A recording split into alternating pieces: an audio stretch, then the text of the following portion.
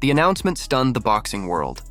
Jake Paul, the brash YouTuber-turned-fighter who has turned spectacle into a career, was stepping into the ring against Gervonta "Tank" Davis, the pound-for-pound dynamo who has built his legacy by dismantling men his own size. On paper, it didn't make sense. A 200-pound cruiserweight against a 135-pound lightweight? It sounded like a fantasy booking, more WWE than WBA, but the headlines were real, the date was set, and the venue was locked in. November 14th, live on Netflix, Jake Paul versus Gervonta Davis. The weight gap became the first storyline. In his last fight, Jake weighed in at 199.4 pounds. For the Tyson exhibition, he hit 227 pounds on the scale. Tank Davis, meanwhile, tipped the balance at 133.8 pounds in his last professional bout.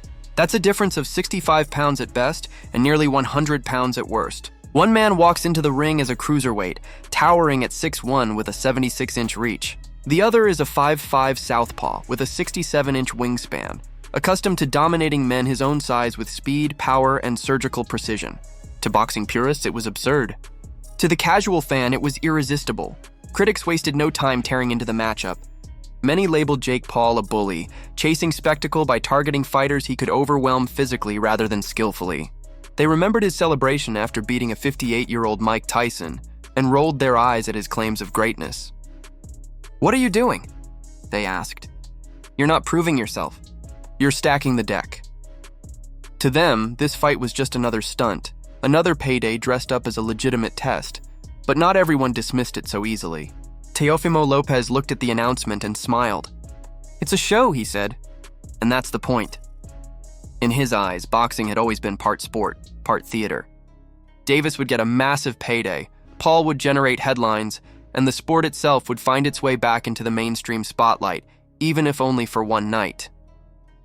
Still, voices of concern echoed louder. Shakur Stevenson, undefeated and sharp as ever, admitted the size gap was unfair, but refused to believe Paul could overcome Davis's skill.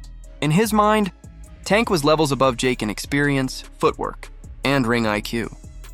Stevenson predicted Davis would box smart, keep his distance and make Paul look amateurish, not by knocking him out, but by outclassing him over rounds. "It'll look easy," Stevenson said with calm certainty. Daniel Cormier, the former UFC champion, took a more nuanced stance. He respected Jake for stepping into the ring with someone of Davis's caliber, acknowledging the risk. But he also stressed that the fight was not fair by traditional boxing standards. "Davis is the more skilled man," Cormier admitted. "But size changes everything. If Jake lands clean, it could swing in his favor. If Tank wins, it wipes Jake's career out. If Jake wins, Tank's legacy takes a hit. That's the gamble." Eddie Hearn, one of boxing's most influential promoters, was blunter. To him, the fight blurred the line between sport and circus. "It's a freak show," he said. "A lightweight versus a cruiserweight. It's not boxing.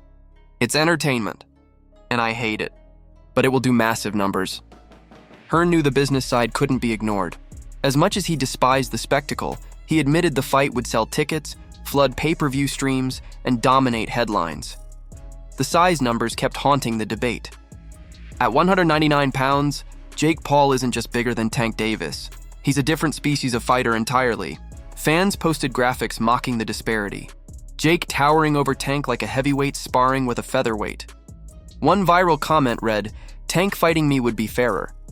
The image was comical, but the underlying point was deadly serious. In combat sports, size matters. A single punch from a man 70 pounds heavier can change everything, yet the other side of the argument carried just as much weight. Skill matters more. Paulie Malignaggi, never one to hold back, reminded the public that Davis's experience outweighed Jake's size. "Tank has fought on the biggest stages," he said. "He's headlined, defended titles, beaten elite competition. Jake Paul has size, but he doesn't have years of training. He doesn't have the IQ. He doesn't have the adaptability. Size is an advantage, but skill wins fights." For Gervonta Davis, the fight presents a dangerous paradox. On one hand, he has nothing to prove against Jake Paul.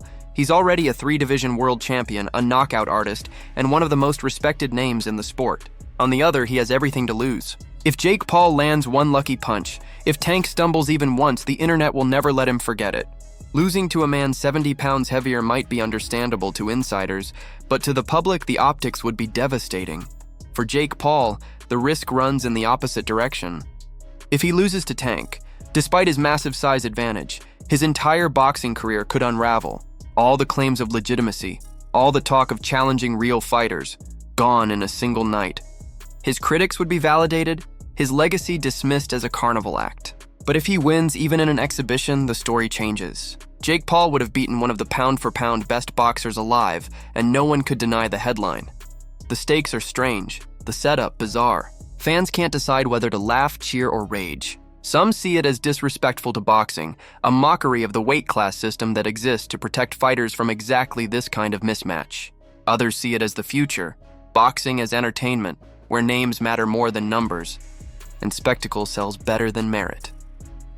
When the bell rings on November 14th, at the Kaseya Center in Miami, the sport will have to confront what it has become. Is boxing still about the purity of skill versus skill, weight versus weight, champion versus contender?